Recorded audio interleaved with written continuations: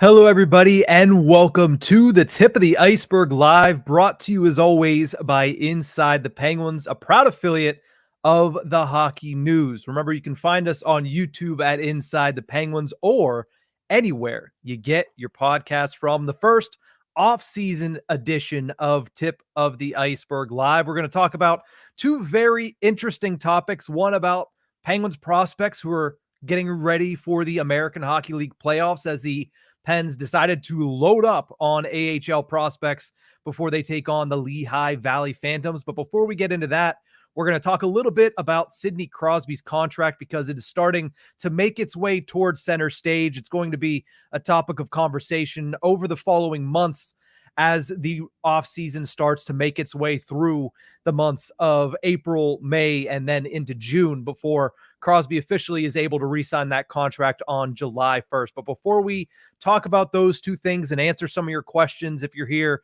live on Inside the Penguins, do want to send out a quick reminder that we are doing a Jaromir Jagr bobblehead giveaway.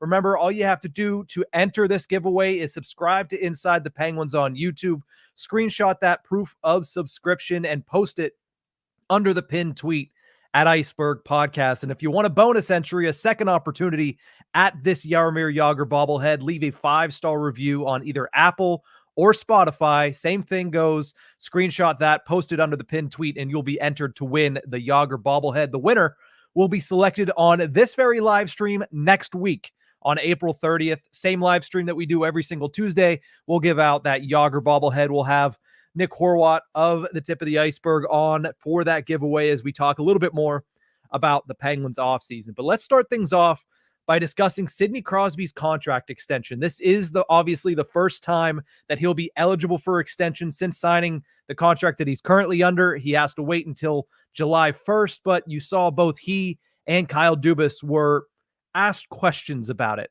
last Thursday and Friday during locker room cleanout and then Dubas's end of the season presser. Let's first look at what Sidney Crosby had to say when asked about his future with the Penguins and with the NHL in general. Do you have a number in your head, or because you put up the numbers that you did today, this year, you might think I can sign this for a real long time? Yeah, no, I don't really think like that. I've always just gone year to year, and that's always kind of served me well as far as how I evaluate my game and that sort of thing. There's always a lot of factors, but I think that's separate from talking contract, and obviously at my age and things like that, there'll be a lot of factors. But as far as just evaluating my game, I don't look any differently at how much longer I can play based off that. I think it's always just evaluating my game for what it is, not my age. Just to clarify, when you said year to year, are you thinking about doing year-to-year deals moving forward? No, I'm saying just when you're looking at year-to-year and evaluating your game, doesn't, whether I was 26 and had a good year, I don't it's nice that, I felt good, was able to play all the games and things like that, but as far as the outlook, I don't think it changes how I approach that. Do you have the intention of signing a extension when you can this summer, when it's possible? Well, obviously I'm going to talk to Kyle and have a conversation with him, but we'll see. I think it just, it's something that, I'll have conversations with him about. Now, I don't know about you when you listen to that minute and 28 seconds of Sidney Crosby, but to me, it sounds like somebody that's not too concerned about what his next contract's going to look like. Now, I'm not going to sit here and tell you that he doesn't care what it looks like. Obviously, he cares. It's his livelihood. It's how he makes his money. But it sounds like somebody who, when a deal gets done, a deal gets done. But I would be very surprised if we get to the 4th of July, honestly, and there's not a contract extension announced for Sidney Crosby. Like I said, he's eligible on July 1st, the opening of training, or not training camp, of free agency. But detail-wise, I don't think it's something that he's overly concerned about. Does he take the $8.7 million again? We all know that Sidney Crosby's superstitious. There's a chance that he does that. There's a chance that he finally gets paid a little bit closer to what he's worth, because he has been one of the most underpaid superstars in the National Hockey League for almost his entire career. Does he ask for $10 million? Does he ask for 10.5? Does he ask for anything more than that? It's anybody's guess at this point. And it's unlikely that we hear anything ahead of time, especially considering this is the 1 year in advance contract extension, not him getting ready for free agency. And as far as years wise, you heard him there. Yeah, he might be taking his career year by year, but at the same time, I would be very surprised if he doesn't sign a multi-year extension. And again, that's not for any insider information. That's just based on what I've watched, what I've seen, what I've heard, just listening to Sidney Crosby talk over his entire career. It would be a surprise to me if he doesn't sign that multi-year extension. And then also, I mean, you look at it, it doesn't need to be 4 years. Maybe it's a 2-year deal that lines him up with Chris Letang. Maybe it's a 3-year deal that lines him up with Chris Letang, or a 1-year deal lining him up with Evgeny Malkin. I'm not sure what it would be, but honestly, when you look at the extension for Crosby and what it could be, it doesn't matter. I mean, he's earned the right to have the blank check. Anybody that's heard him talk about what he thinks about some guy like Mario Lemieux knows that he's probably going to end his career in Pittsburgh. Kyle Dubas echoed the sentiment as much on Friday. As far as what we expect from this and what I expect from this, if I had to put a estimation on it, and again, this is just my thought, my opinion, what I would predict he signs is a 3-year deal, probably at $10 million for $30 million total. Is he worth that? 100%. He's putting up 94 points at 36 years old.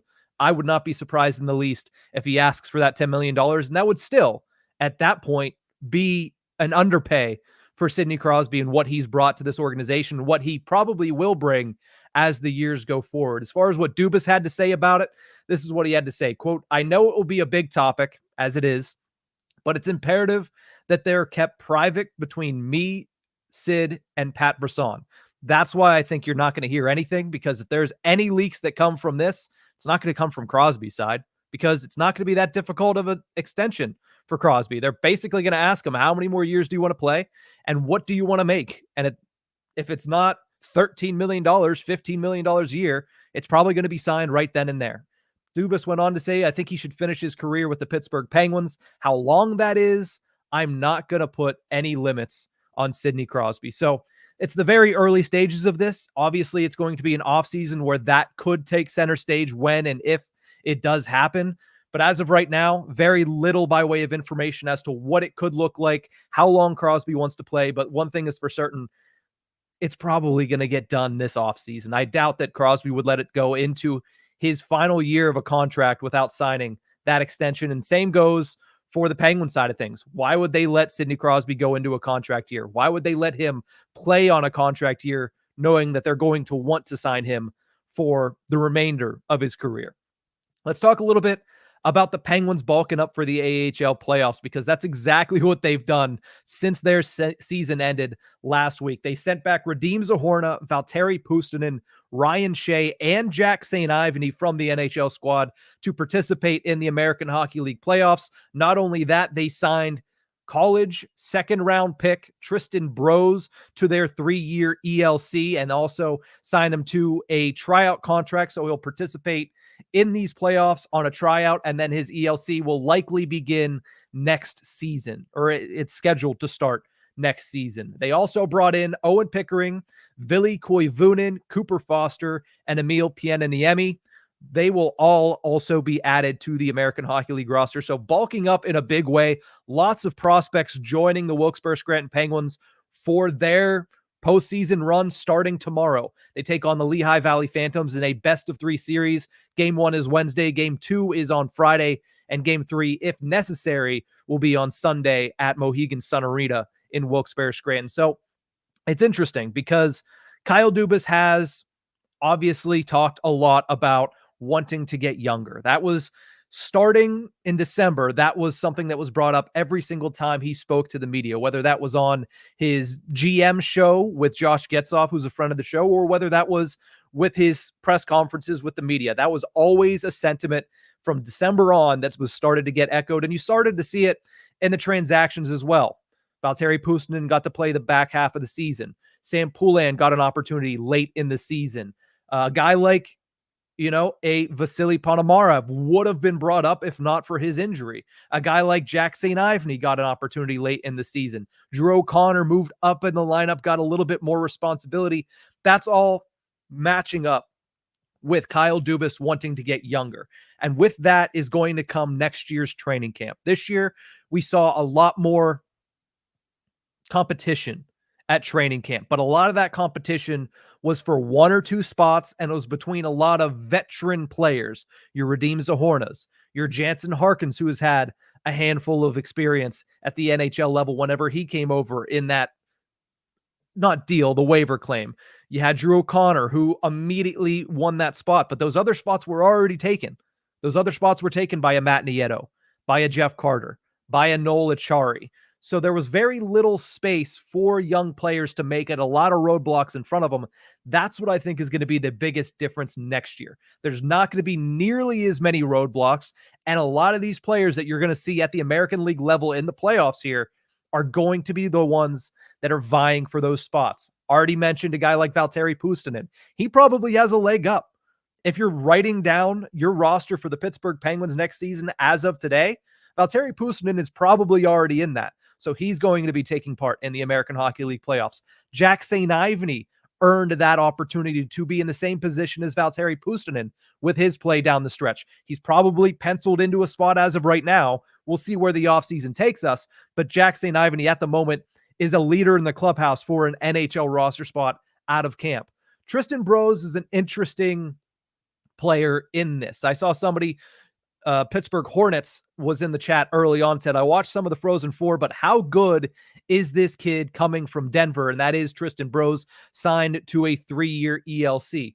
He's somebody that was picked in the second round and kind of faded into the back a little bit, playing with the USHL. I believe it was Chicago Steel. I might be wrong on that one. He went over and started his college career with the University of Minnesota, went to the Frozen Four with Minnesota, was unable to win, and then transferred to Denver, where he had a really good back half of the season this year, obviously scoring 2 goals in overtime during that run to the Frozen Four and to a national championship is huge. But he became one of the pivotal centers for a championship team for Denver. It's intriguing to see what he's able to do when he makes that transition to pro hockey. Now, do I expect him to come in and be lights out early on for the Wilkes-Barre Scranton Penguins? No, you have to make that transition from playing against college guys to playing against the pros. But I'm intrigued to see how he handles this playoffs and how he handles the summer. When he comes back, does he go into prospect development camp where we saw Sam Poulin start earlier this past season? What does he look like in training camp? Because I'm sure he's going to get an invite now that he's under contract. So Tristan Brose is a name to watch in these AHL playoffs. And then the other names of players that have an opportunity to make an NHL roster spot, or should be at the very least involved in the NHL decision-making early next season and in training camp, Ville Koivunen, somebody who came over during the Jake Gensel trade. A guy like Sam Poulin, who's obviously played in 3 NHL games in each of the last 2 seasons. Does he crack the roster right out of camp? Joel Blomqvist, we talked about him earlier today on Tip of the Iceberg. He's somebody that, depending on how he performs in these AHL playoffs, could potentially be looked at as an NHL option going into the summer. That's going to be huge. Jonathan Gruden, who's been dealing with injuries, if he plays, that's obviously somebody that could vie for one of those 4th line roles. I thought he looked really good this season when given the opportunity in the 4th line for a little bit more of an extended playing time, those 8 to 10 minutes instead of the 5 to 6 minutes that he got during his first couple of call-ups. So Gruden will be interesting if he gets on to the ice at the AHL level. And the same thing goes for Vasily Ponomarev. Didn't really get too much under his belt after the trade deadline. There was going to be that opportunity to come up to the NHL level, but he ended up getting hurt with a pretty bad high ankle sprain, as far as Kyle Dubas has mentioned. And it's unlikely that he ends up playing unless they go on a very, very deep run and he heals up quickly. So Ponomarev is another name to watch if they go on a run. If he gets back into the lineup, who does he play with? Is it with some of these other guys that he's going to be vying for spots with next year? Your Sam Poulins, your Ville Koivunens, some of these other names. Or is he going to be lower in the lineup, playing with guys like maybe Cooper Foster, who is impressive and was good at training camp, heard a lot of really good things. He looked good at prospect development camp last year, but he's not necessarily somebody that you would pick to go out and become an NHL regular next season. So a lot of names going down to the American Hockey League. I'm interested to see how JD Forrest handles this influx of talent that joined his squad, but a big opportunity for the American Hockey League. Kyle Dubas, one of the first things that he said when he was hired by the Pittsburgh Penguins last June is he wants the AHL and the ECHL to succeed. He wants organization-wide success. And part of that starts this year with Wheeling Nailers of the ECHL being in the playoffs. They're currently up 2-1 in their series. And the Wilkes-Barre Scranton Penguins taking on the Lehigh Valley Phantoms. Again, that starts tomorrow. The lineup is going to be something fun to watch. And I mentioned all these names. There's another name that could join them if they go on a run and the run for Braden Yeager ends in the WHL. He's currently with the Moose Jaw Warriors, having a great playoffs. I believe it's 14 points so far in the first 2 series for the Moose Jaw Warriors, and he's headed over to the Eastern Conference Final in the WHL. So somebody else to keep an eye on if his season ends and the Wilkes-Barre Scranton Penguins season continues. But loaded up for an AHL run. Maybe they can go out and get the Calder Cup, which would be huge for the Penguins organization, an organization that has been looked at for several years as having one of the worst prospect systems in the NHL. Would be a nice confidence boost for them, would be a lot of really good work for guys like Puustinen, St. Ivany, Bros, Koivunen, Pickering. The list goes on and on. There's plenty of them to talk about, and I'm excited to see what they're able to do over the next week and hopefully longer if they can extend their run into the second round and so on. But let's get to some questions here on Tip of the Ice-Burgh Live. I saw somebody ask, Team Crusade says, what's the ceiling for a guy like Tristan Bros? I haven't dove deep into the prospect system for the Penguins anytime recently. I do know Bros is somebody that has made a lot of strides this season based on what I've heard, based on what I've read, and based on what I watched at the Frozen Four. Them signing him to an ELC just explains that point blank.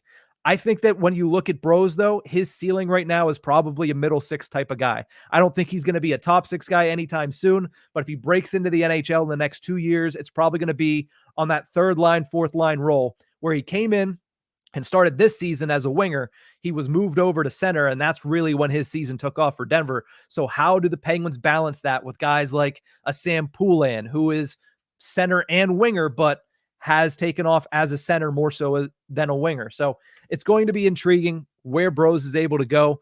But at the end of the day, it's all about watching these young guys because they might be the ones that are vying for those 3rd line, 4th line roles next season, depending on how many names Kyle Dubas decides to bring in over the summer. He wants to go young.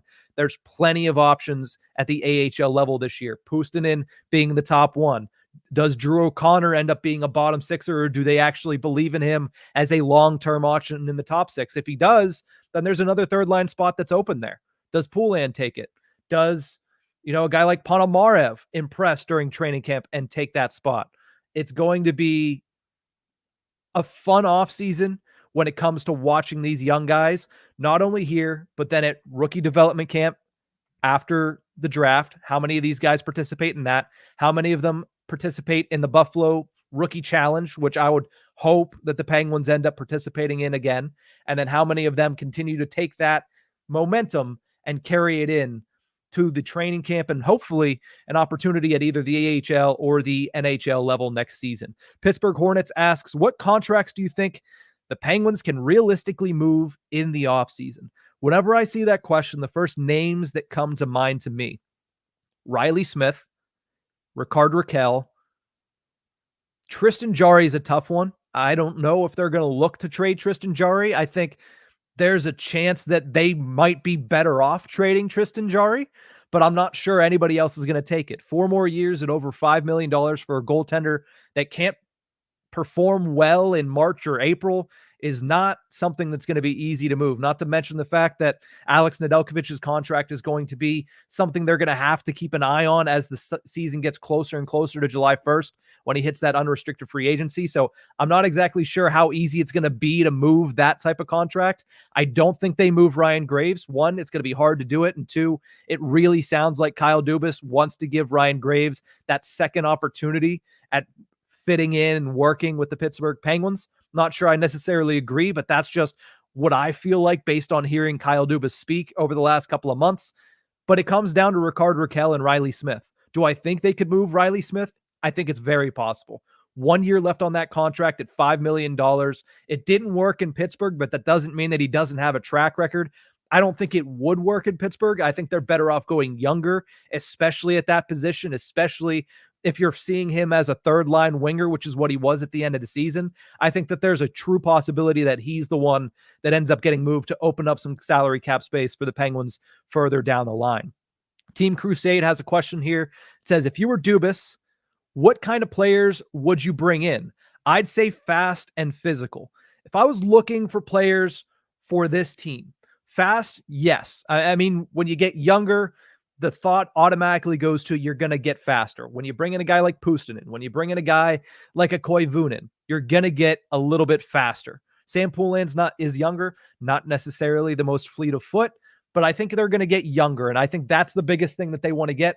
And they also want to get guys that kind of fit that mold of Michael Bunting. I think they saw, if I was Dubas, I should say, sorry, that's the question. If I was Dubas, what kind of players would I bring in?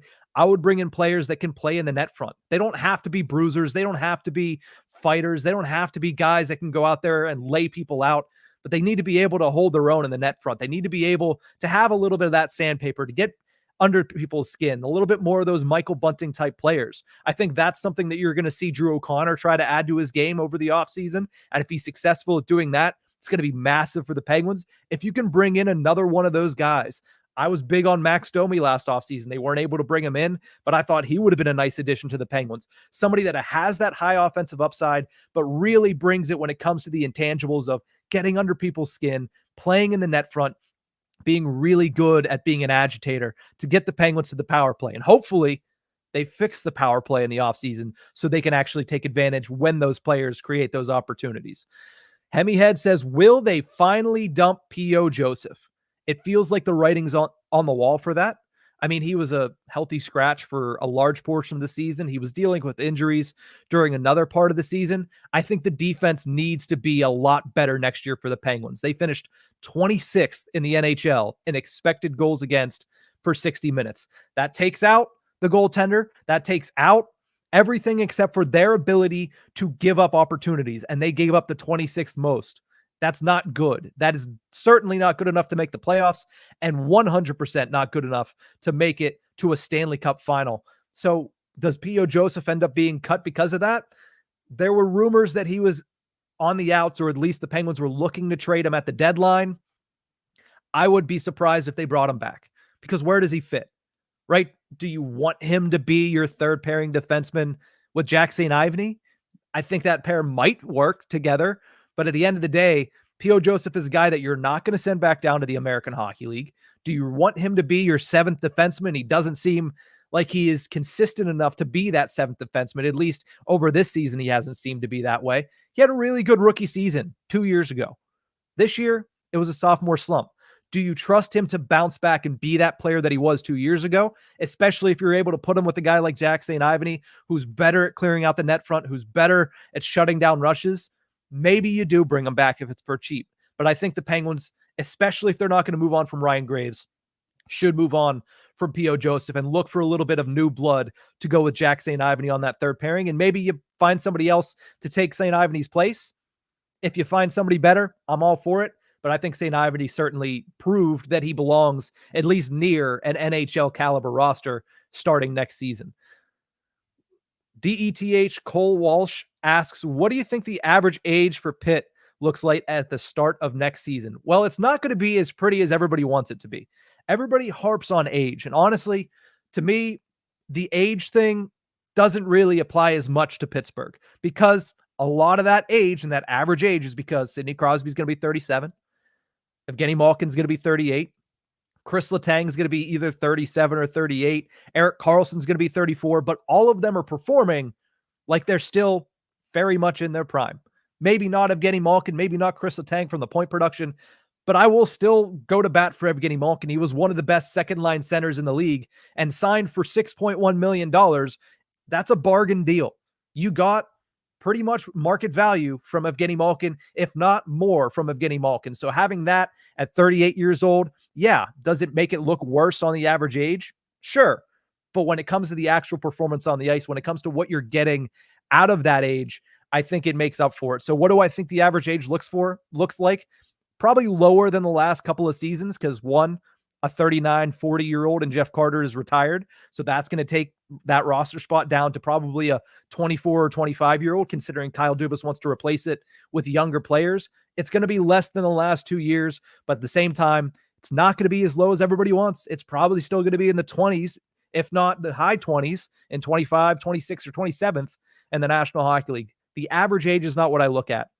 The performance is what I look at. And right now, the Penguins, they need to get the same performance out of Sidney Crosby. They need to get the same performance out of Evgeny Malkin. And if they do that, the average age is not going to be that important. Now, would I like them to replace, I don't know, maybe a Nola Chari, or at least move Nola Chari over to the wing and replace a Matt Nieto or a Jansen Harkins with a younger player, or somebody who's younger, has a little bit better legs, or fresher legs, I shouldn't say better legs, and somebody that brings a little bit something different to the lineup? Yeah, I would like that. But am I really worried about the actual average age? I'm not concerned about it. Team Crusade says, what would you do with the goaltending situation? I think a new starter, Blomqvist as the backup, and a solid third stringer in case Blomqvist doesn't live up to the expectations. For me, I would be, at least at this moment, more comfortable with Alex Nedeljkovic on a cheap deal, maybe $2 million, because he probably deserves a pay raise, and Joel Blomqvist more than I would be with Tristan Jarry and Joel Blomqvist. Tristan Jarry just hasn't shown it after January, not even into April, into May. He hasn't shown it past January that he can sustain the pressure of an NHL season. And Joel Blomqvist is a rookie. I need to see a little bit more from him. I need to see him, I don't know, maybe play an actual NHL game. I like him. I'm excited to see what he's able to do in the AHL playoffs. But if I'm Kyle Dubas and going into next season, and I talked about this earlier today, there's two reasons why I wouldn't want it to be Jarry and Blomqvist. Reason number one, the Penguins need to win a Stanley Cup as soon as possible. That's the goal. Win a Stanley Cup in 2024-25. And going with a goaltender that's never won a playoff series, that has struggled in the only playoff series he's played in Tristan Jarry, and has consistently struggled past the All-Star break, and backstopping him with a rookie goaltender who has yet to see a single shot of NHL action, just seems like putting a lot on the line. It seems like you're going out on a limb, and it seems like a very risky proposition for the Penguins. So I don't like Jarry and Blomqvist as of right now. I would prefer Nedeljkovic and Blomqvist as of right now, because Ned, as you saw at the end of the season, when the going gets tough, he might not be, the second coming of George Vezina, but what he is going to do is he's going to battle, and he's going to get you victories, 8-1-3 over the last 13 games. And that's what I like. So at the end of the day, I'd have to take a deeper dive into what the free agents look like in the goaltending market. I don't think it looks too good. Obviously, we have to wait and see what the trade market looks like for goaltenders, because a lot of the trade market gets established after the Stanley Cup final. But as of right now, I would go with, if you're stuck with Tristan Jarry, which I think it's going to be hard for them to move that contract. If you're stuck with Tristan Jarry, I'd bring in another Alex Nedeljkovic type. And if Joel Blomqvist proves that he's ready, then you can supplant him, right? You can supplant him midway through the season, get Blomqvist in there, and maybe do a 1A, 1B if Blomqvist continues to prove that he's ready for the brighter lights. I would bring in at least somebody else in between those two to be a buffer, to be somebody who you can bring Blomqvist along as slowly as you need to, and you don't have to rush him out of the AHL. Pittsburgh Hornet says, I love Malkin, but he looked a little slow during the midseason. Was he injured, and do you see him rebounding next season? He did look a little slow throughout the season, and that's just what you're going to get from a 38-year-old. That's what you're going to get from somebody who has dealt with some injuries that Evgeny Malkin has dealt with, but also it's what you're going to get when he doesn't have line mates. Rickard Rakell was bad for a large portion of the season. In fact, Rickard Rakell didn't look good with Evgeny Malkin until Michael Bunting showed up. And before that, it was Evgeny Malkin with Valtteri Puustinen. You saw that gave him a little bit of life. But again, Puustinen, probably another step away, probably another year away from being a guy that can actually drive play in the top six. Once you saw Evgeny Malkin get a line mate in Michael Bunting, somebody that could open up the ice for him, somebody that goes in front of the net, that gets in the goaltender's kitchen, and that opens up passing lanes for Evgeny Malkin, that line became undeniable, and that line became a huge, huge positive influence on the Penguins' success. That's the Evgeny Malkin that I would expect. Maybe not for a full season. You're probably not going to get a full 82 of that Evgeny Malkin that we saw down the stretch. But I do think that while he might have looked slow during midseason and he might have had a few off games here and there, that comes with the territory of having a 38-year-old second-line center. But at the same time, when you look at the numbers, point production, when you look at the money that he's making, I'd stack him up against almost any second-line center in the National Hockey League. He's underpaid still for putting up the points and the numbers that he did. He's underpaid, and he still has the talent when he's given the right line mates to go out there and impress. Let me see if there's any other questions here before we say goodbye for this episode of Tip of the Ice-Burgh Live. Hemi Head says, when they find a winger that works with Malkin, they give that winger to Crosby. Historically, that has happened. I mean, Marian Hossa, name number one there. He ended up playing with Sidney Crosby. Not Jerome Ginla. James Neal is one of the few that ended up staying with Evgeny Malkin. That worked out well. And this is one where I think Michael Bunting starts the year on the second line, because I thought Bunting looked fine with Crosby, but he looked much, much better, and he worked much, much better with Evgeny Malkin. So I'd be interested to see if Malkin stays with Bunting. I would assume that's where they start next season. Cole Walsh says, could you see if Jari gets traded and Blomqvist isn't quite ready? Maybe they trade for a Spencer Knight or a Philip Gustafsson. I don't think the Minnesota Wild would give up Philip Gustafsson. They just signed Marc-Andre Fleury to a $2.5 million contract for next year. That's to be their backup. Gustafsson's their starter. I don't think they're giving him back to Pittsburgh anytime soon. Spencer Knight's in an interesting position because obviously came in with a whole lot of pedigree, has taken some time off, and Sergei Bobrovsky is down there in Florida on a huge deal. And honestly, as of the last couple of years, he's really earning that contract, right? He took him to a Stanley Cup final last year. He's been really good this year once again. And now they're in the Stanley Cup playoffs once again with a 1-0 lead on the Tampa Bay Lightning. So I don't think Gustafsson's an option. Spencer Knight, again, you'd have to see where he's at, but that one's an interesting one. That one's one that, if he ends up becoming available, that I could see the Pittsburgh Penguins potentially looking at. But I also think that they have really high expectations for Joel Blomqvist, and I really think that they like Sergei Murashev, their goaltending prospect that's playing over in Russia this season. We'll see whenever he makes his jump over to North America, but it might end up being Blomqvist as the next guy. It's just a matter of when and who you have for this current team, because like I said, they're going for a Stanley Cup as early as next season. Team Crusade says, what do you think this team needs the most? I'd say lack of speed and forechecking. I think this team was fine on the forecheck at points. They needed to do it more consistently throughout the season, and I think they do have a handful of forwards that are very good on the forecheck. Brian Rust, for example. Sidney Crosby, obviously. Drew O'Connor has been good on the forecheck. That's something that he said in locker room cleanout that he wanted to get better at. I think Michael Bunting brings that to the table. I think that's something you need to see a little bit more of from a guy like Valtteri Puustinen, but the forecheck is also something that's in Sam Poulin's wheelhouse, excuse me. So I think if I had to say what is the one thing the team needs the most, it's better defensive defensemen, people that can play in the zone, maybe not off the rush as much, but in the zone, guys that can shut people out, push them out of the crease, and be a little bit better at protecting the house in front of whoever's in net, whether that be Jari, Nedeljkovic, Blomqvist, what have you. Maybe a Taylor Gauthier, probably not. He was the ECHL goalie of the year, but unlikely to make it to the NHL within the next season. Let's see what else we got here. Any chance of signing Gino's parents full-time fans would be nice to see. I love whenever Gino's parents are in the stands. One quick story about Gino's parents. It was the 2017 Stanley Cup parade, and I was down there with a couple of friends, and they had what they call the colander cup, which is basically a trash can flipped upside down with a colander zip tied to it to make it look like a very, very lowbrow Stanley Cup, signed by a lot of players. Tyler Kennedy's on there. Both Jake Gensel and Connor Sherry signed it that year, but we got Evgeny Malkin's dad to get out of the truck with Gino, come over and sign it.